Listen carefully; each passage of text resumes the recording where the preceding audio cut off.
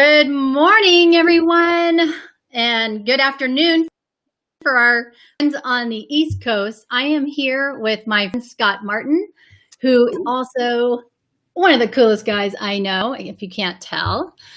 But he is also the founder of Groundswell Marketing. And we have been chatting quite a bit about just disrupting marketing and the way we reach out and interact with people to bring them into our atmosphere and sell them our products. And we've been talking a lot about, do funnels work, and why are people not succeeding by placing and spending lots of money on Facebook ads, especially if they're just getting started. And so I just wanted to provide you guys some clarity today. So please stay tuned and keep watching. We're going to be on for about 30 minutes. So hang in there. You do not want to miss this, because we are going to tell you the things that nobody really wants you to know. We're going to tell you the truth about marketing. We're going to tell you the truth about funnels and low dollar offers and all that good stuff. So if you're a coach, any type of expert, if you're speaking on stages, we're here to help you with that. And for those of you who don't know who I am, I'm Jolynn Swafford, and I'm helping people build and grow online businesses right now with COVID, because the internet is open. So this could not come at a better time. Thank you, Scott, for joining me. How about just a quick introduction of yourself? Sure. Tell a little bit about your adventures too. I think people would love to hear more about that. So yeah, thank you for that, and thank you for having me on the show. And I hope that I can quickly bring to light any ideas so people can take advantage of them. My background has been for the last 25 years. I've been in marketing, and a lot of my insights from marketing have come from both being a business owner and a marketer working with large brands. And I think some of the adventures that you're referring to is, I've also had a parallel path where I've been doing a lot of filming, content marketing, and so forth over about 12 years. I was doing a lot of heli skiing, backcountry snowboarding, kind of the top in the field of doing that in content creation. That's what's given birth to a lot of the ideas that we're going to talk about today, which is really how to leverage, squeeze the most juice, if you will, out of every activity so that you can get the best result and not buy your way out of marketing and spend a lot of money. It's more getting buy-in from customers and building relationships. I love that. I love that. You want me to go deeper? I mean, I wasn't sure how much you want to go into my background. You're awesome. No, that's great. Well, I'll kind of guide from here. And, I guess let's just start with me going to your Facebook group, and which we'll put a link to that in the comments, and me just being like, yes, heck yeah, yes, oh my goodness, yes, like to everything you were saying. So, and most recently you wrote a blog about, why funnels are dead and why patience is the new marketing. And so tell me a little bit more about that, and where did where did that come from? Well, where'd it come from? That's like been a lifelong journey, I guess, to get to that. But I guess what you're referring to is my discussion around how I think funnels are dead. And I was really talking about even a deeper sense of that, which is a lot of people are viewing your customers and your audience like an input or an output. Like they're just like a result of something. And what I was referring to with a funnel, it's sort of like a single serving. You're kind of corralling, you're treating people like they're cattle or numbers, and you're just trying to play the game as if it's very transactional, very like unpersonal, unhuman, if you will, right?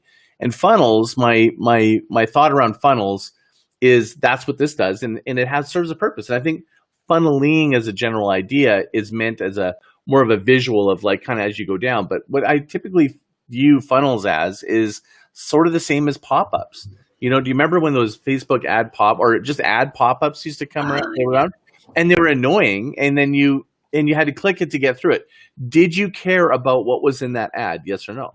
No. No, you just wanted to get to what was behind it. But were they successful?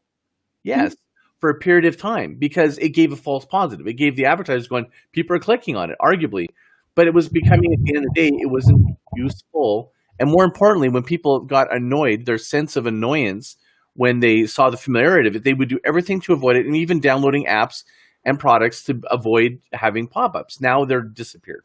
I believe the same discussion can be said about funnels. Why I say that is because when you're in a funnel, don't you know that you're in a funnel? Yes, Aren't you absolutely. almost anticipating that this is the quote page next? Aren't you almost anticipating this is the countdown clock? Mhm. See the Mhm. similarity? It to me, marketing needs to be unexpected, authentic to you, unique to you in the way that you do it. When you start following like what everyone else is doing, it's basically marketing has never been easier because they have all these templates, all these things, but it's never been harder to differentiate. When people's human behavior is almost anticipating the next step, you've already lost your marketing message. You have done nothing to captivate them. All you're doing is you're doing numbers, transaction. So if you want to go that way, that's a race to the bottom. You want to make profitability, you want to build relationships, you need to do it totally differently. No Mhm. different than a relationship. If I was trying to date somebody to be married, why would I put them through a generic situation going, what's going to be special? That person that's really special to you is not going to stand for that process, right? They Right. want a personal interaction. Then you don't want to go right to the kiss. You want to take your time and let it kind of happen naturally. That's what I call a marketing ecosystem. Is I think marketing funnels are kind of not dead. They are dead, but I'd say they've evolved and they're more of an Mhm. ecosystem now because think of content like when anything you've interacted with, anyone that's listening, think of it like a playground. When a Mhm. kid goes to play in the playground, they don't. If you look at any one kid, they never go and attach themselves to any one piece of playground equipment the same way or the same way twice. How are we the same? Well, not the same way when we interact with content on multiple channels with a different brand. So to do these sort of like really logical, it feels good because I know I've created these journey maps and stuff like that's what I've been doing my whole life, right? And the reality is that the data doesn't support that process. It's a good start. The funnels Mhm. they originally started as a design function. It's really a mathematical function, which I still use, but I use it in terms of from awareness down to conversion as a mathematical function, not as an actual narrowing them down to make a decision. What I believe, if you want to try a relationship, is you want to be porous. And so I Mhm. think that this way is a very different way of thinking. So that's what you're referring to in that post. Mhm. Yes. Yes, absolutely. I love that. And it's interesting because um we're so aligned because we're relationship people. Hmm. And I see a lot of people, they're trying to get those quick wins. And I think because they're seeing other people projecting themselves on social media as having a quick win. Referring to those people that, post, I made $30,000 today, or I had my 10K day, and thank goodness for my funnel. And, it's like there's this false sense of perception that success that is quick and can be bought through this funnel process. And I try to explain to people, I'm like, it takes sometimes 2 years to get somebody, if you even can do it well, from a low dollar offer to a high ticket type of item. Hmm. And so what advice do you have for the person out there who's like, I want the 2 comma club prize. I want that, what advice do you have for that person who is like, just like Russell Brunson, ClickFunnels, Hmm. I want the prize. What advice do you have for that person who's just getting started, maybe in the first 6 months to 12 months of their online business? Okay. Imagine a parallel universe. And this parallel universe we're all familiar with. You've seen the ads. In 5 days, I could lose 100 pounds. Mm. Or, hey, abs like this, which clearly did they use that ab, product to get to these abs? Maybe, maybe not. Who knows? Maybe I'm not disparaging any of these sort of get fitness things, but like for example, if you want to build muscles and they're selling steroids, how sustainable is that? So Right. even things that work quickly, it's called there's basically this line in the graph that's called sales activation versus brand development. So brand activation is I do a campaign and it ends. And you get this high, you're like, oh my god, it works. It kind of did. But then you got to keep doing it again. At some point it's called fatigue. People your audience that responded goes down. Over time, there's every math that'll show you that eventually is you're on a treadmill of these Mhm. short-term tactics to get you moving. What you want to do is look at the fitness industry and going, if you really want to be fit, is it better to be consistent and eat healthy? There's all these things. Think of that in terms of your marketing. So I know how to do things that you can boost. There are things you can do to get you sort of momentum starters. And that I have no problem with using, say, a Facebook ad to promote a piece of content. for example, you know what I mean? Or to enhance what you're doing. But on a foundation, if you're starting out, think of it like a fitness program. All these short-term tactics, there's a couple things that are the pitfalls. One, a lot of these short-term tactics are meant to entice you, because why else are they going to sell it? It's like get rich quick, right? How many get rich quick things do you eventually go, okay, maybe I need to just like start saving 10% of my savings? You know what I mean? Like, so if you're in that, you want to keep chasing those, go for it. But like fitness, like finance, your marketing, treat it the same way. Are you planning to build a long-term big business? If you're just selling socks and you're just trying to like get a transaction, I think funnels are great for you. I think they're like, those things are just like transactional, go for it. As soon as you want to shift into a relationship, think long-term. If you want to build relationships with people, it's not like you can have these like sort of unpersonalized interactions and expect a deep relationship. Does that make sense? So all these things that you're being told, they're intended to get you to jump on it to buy their offer. The second pitfall is that what happens if a lot of these platforms, whether it's Facebook, Chris, I'm sure that the funnel guy and different people are great, but I'm not trying to disparage them. But in order for it to continue, you have to stay on their paid program. How is that sustainable if you decide to change your process, your time? You have to start over again. That's the whole intention. You are now handcuffed, short-term, long-term, to this system. No different than my biggest warning to anyone that'll listen is do not fall for the trap of Facebook Messenger being your main point of contact with customers. They right now are making it so simple and so easy to embed it in your website, put it on WhatsApp app, do all these things. Why? Because they're going to do the same thing. Every platform that you buy is going to force you to pay to interact with them at some point. By then, right now, I would guarantee you, if there's everyone that's listening, that probably over 50% of the businesses of people that are on here, if Facebook went down, their business would be out of business because they have not diversified or actually thought differently about how they create sustainability. So whether it's a platform, funnels, and so forth, you also have the second thing I'm mentioning, which is really you're shackled to the system. You need to create a way when you're starting out already going, how do I make sure I leverage these systems long term, but really I maintain some level of control and balancing between do short term to get a boost and get interactions.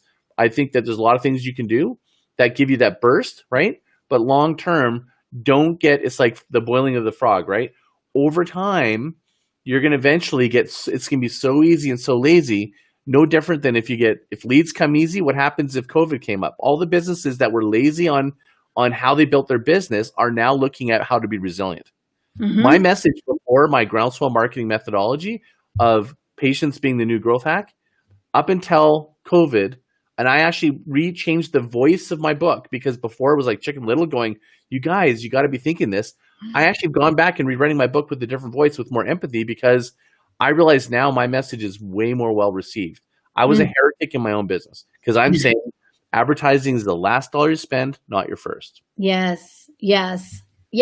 So I completely agree. And I love all of that because, and I love what you said about don't rely on Facebook Messenger. Don't rely on running ads that get people into where you can have a chat. Now, I do recommend for my clients just starting out to have organic, really authentic connections in Messenger. I mean, I think that that's a great way to build a dialogue and to really connect with somebody. And one of my suggestions is that a lot of people, they're so worried about getting leads, that they forget about the rest of the sales velocity formula, which is you can also look at the size of your deal. You can also look at the rate of your win rate. How often do you close new people? And then the length of the sales cycle. So many people think, oh, it's all about, I just got to get leads. Leads are lazy. I mean, leads, if that's all you're relying on, then you're in the old myth of sales is a numbers game.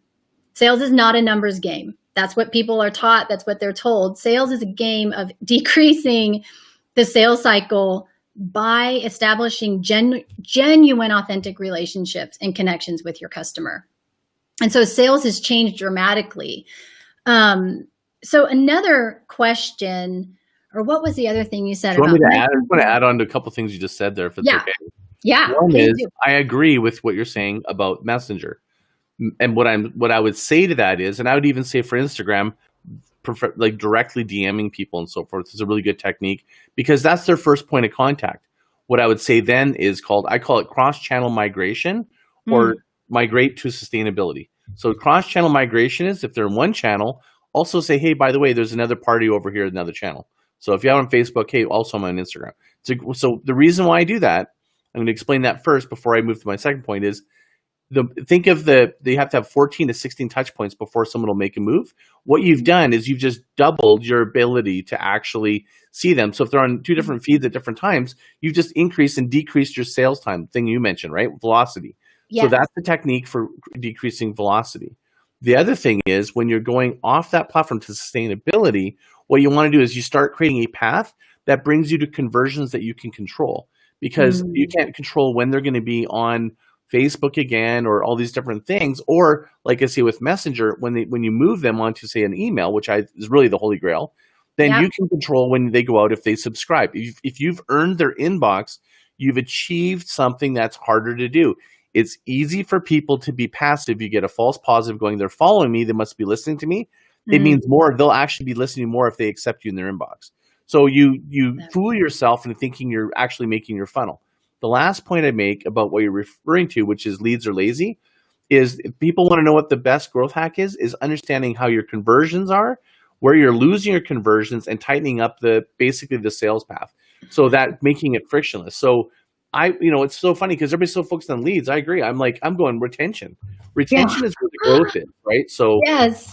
So to me, it's really I think because people feel like, I think this is what people feel out there, that they're going, well, I already have like great retention. I just need more leads because then I need more sales. So I understand it's the crazy 8 loop, but you're never going to get there. And I would say when you read that post, what I tell people is, instead of trying to market more leads, spend that money and spend it on your existing customers so that those customers bring you leads.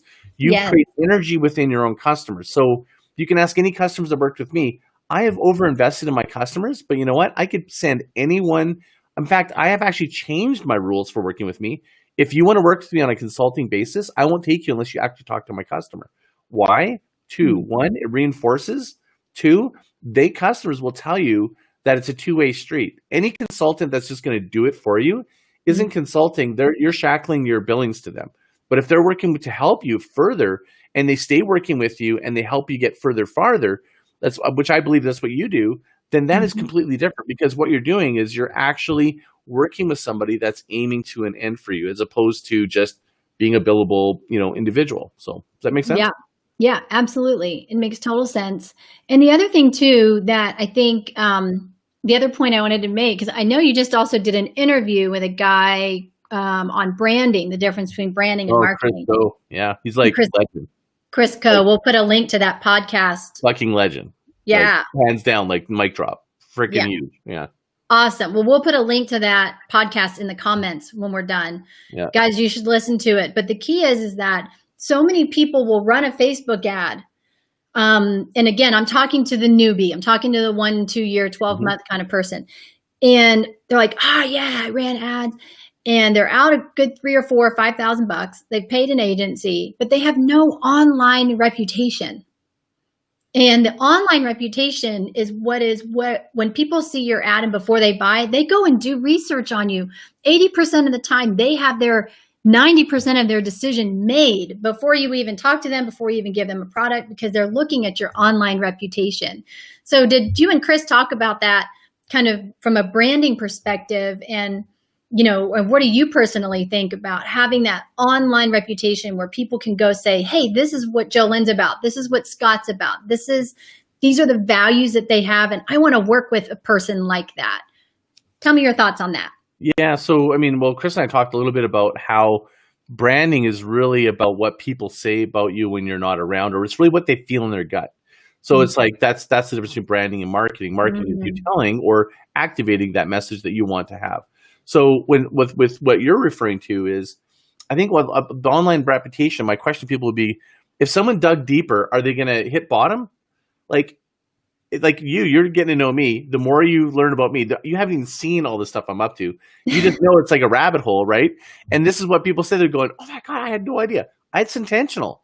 I am a bit of an elusive marketer because I believe that sometimes, why does everyone want to barf everything out? Why not make it a surprise when people, the more they get to know you, they're going, the more I get to know this guy and his content, the more interesting and more leveled it is. To me, that is what I call magnetizing.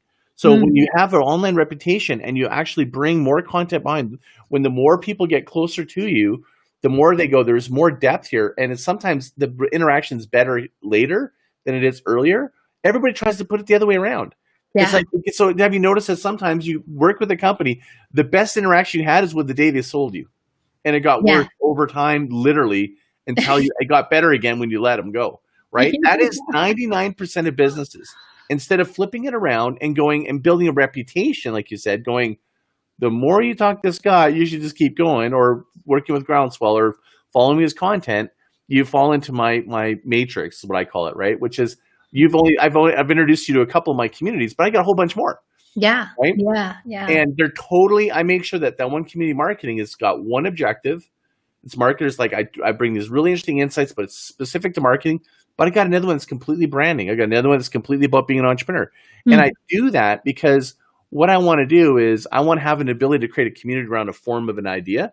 It's a bit of an experiment for me, but because I can create such amount of content and scale and still make it personal. I'm not automating anything. If you saw the amount of content that I have in community, I have no automation. Zero. That's great. How many people are listening going, I want to create a reputation. So the way I got to do it, I got to publish all the time. Right. I got to use like a Planoly, or I got to use some sort of online publication. And so going back to the pop-up discussion, how many of you can tell? So tell me it's true. If you can tell, you go, oh my God, they're just using automation. Yeah.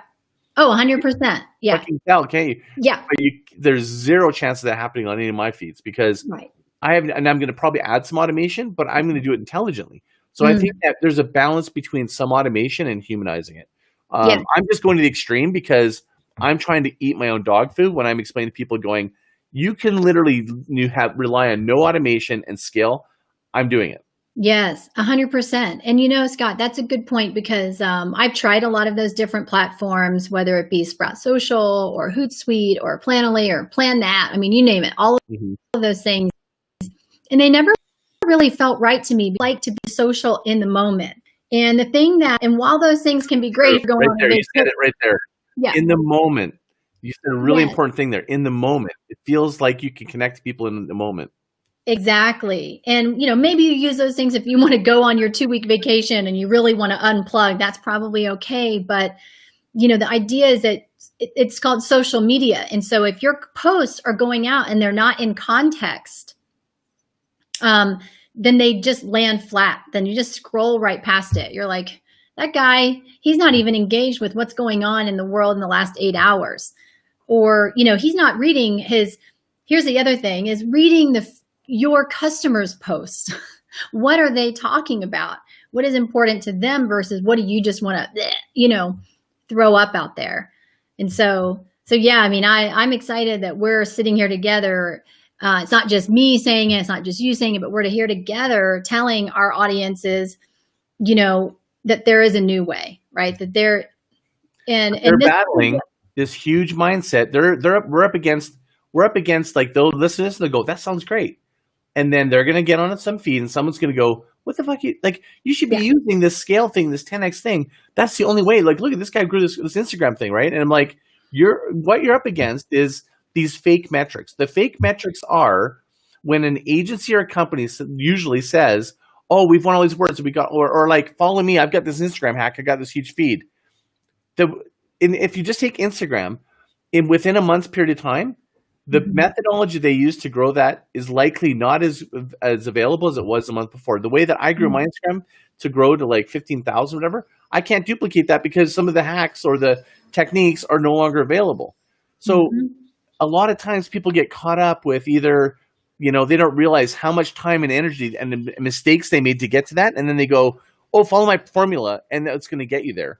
The reality is that part of the formula is doing the hard work, having the patience to do time, and paying your dues and playing it through. Like just play it through and run your own experiments. Use these things as guidelines, as ideas, test them, but treat it as a test. Yep. Absolutely. And I think, sometimes I like to go back to that, Jay Abraham raving fans concept, where Tony Robbins, did his first UPW to 4 people. And you just say, okay, these are the people in my room right now, and I'm going to love on them, and I'm going to make sure that I over deliver to them, and that they refer. If I ever deliver and their result is massive, they'll refer people to me, and they'll be raving fans for life. I embrace that concept in my teaching with my clients. I try to slow them down because they come to me, Scott, like this, like, I already spent $10,000 on this coach, and she told me to do this, and and they're just like manic by the time they hit me. And I'm like, whoa, tell me, what have you been doing with your existing followers? How do you interact with them? And they're like, what? Huh? I've been too busy creating my offer. And I'm like, do you know what are you creating, what you want or what they want? And it's so, yeah, I'm just like, let's slow it down. Let's really genuinely connect with people, which is what they need right now. That's what people need. And let's wrap up with this question. What you said, that's a mindset thing. Just one thing I'll add to that. Yeah, go for it. I think a lot of people put too much emphasis on, they keep on trying to chase the dragon of trying to go get more likes, more follows, whatever, right? And just think of this one analogy. Everybody that is usually doing this, they're trying to fill a stadium because they're told, I need to get to bajillion dollars into this timeline in their mind, right? I need to fill a stadium of people. Tony Robbins had 4. That's not even a fucking row. No. Like if you get 5 people, that's a half a row. 10 to 30 people, that's a row. If you have 30 people that like something, you had an entire row in a stadium, right? You have 100 people, you have an auditorium. What people need to think on those terms is, if you were public speaking to that many people, that's probably a pretty decent group for you to influence. And what they do is they're trying to focus on something new versus serving these 3 people that already got your attention. The reason why people feel that they are not engaged and they're not spending with you and you're not getting more customers is because people also recognize, how are you treating the existing customers? By reputation. There's a shift that's occurred. The shift that's occurred pre-COVID was, we're in the age of attention. That's Gary Vee was like, we got to give you attention. I had this discussion with Gary Vee himself when I was in his offices. And I said, actually, I think it's trust. I think we've now shifted where people want to trust the person they're talking to, like yourself, or they're trying to create trust right now. When you're in a state of fear, you want to bring it in and bring the people you trust. We're already there, because I don't even want to watch a movie without looking at the ratings and seeing if it's 85% Rotten Tomatoes. I don't trust 2 hours of my own time on a piece of content. I want to know that IMDb is going to give me a good rating. So this is only accelerating, thereby which, why don't you start leaning into it? So trust is where it's really going to get you more clients.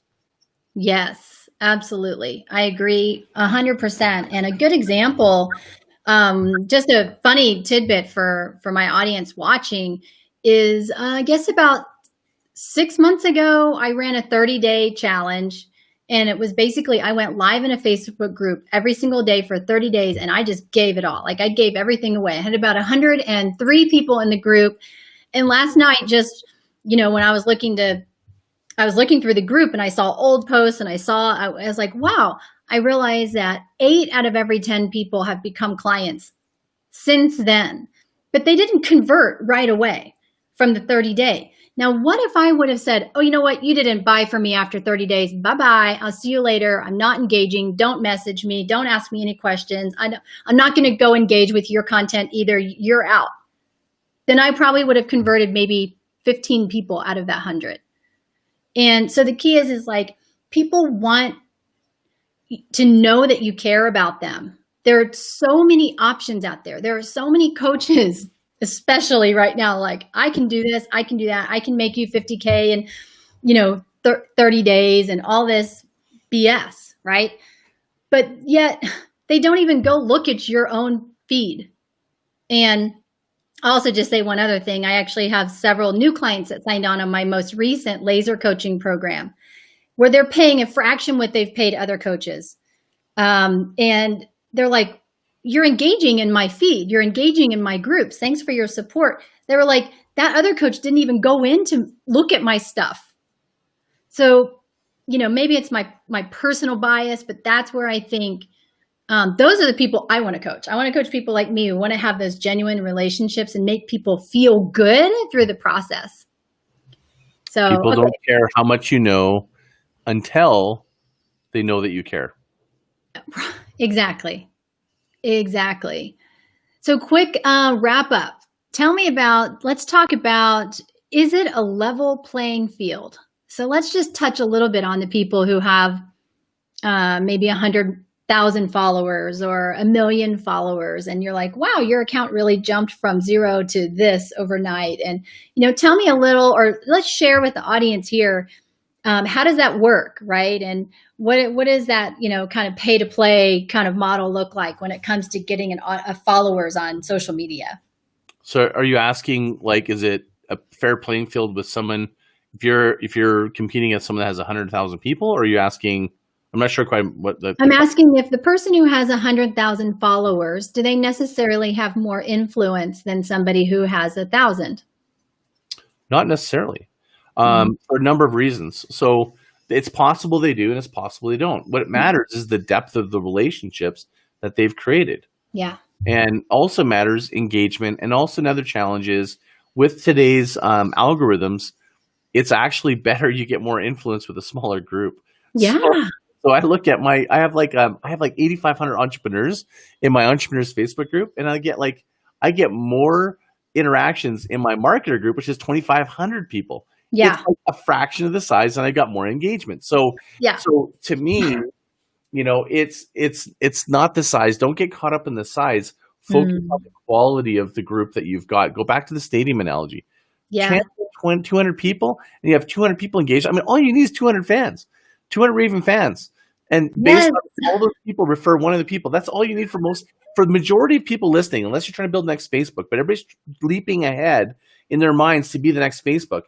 And just do the reverse math. How much business and how many customers, if you actually ask yourself, have you ever seen those numbers, like $1 million? It takes like 2,000 people at $500 and you've made $1 million.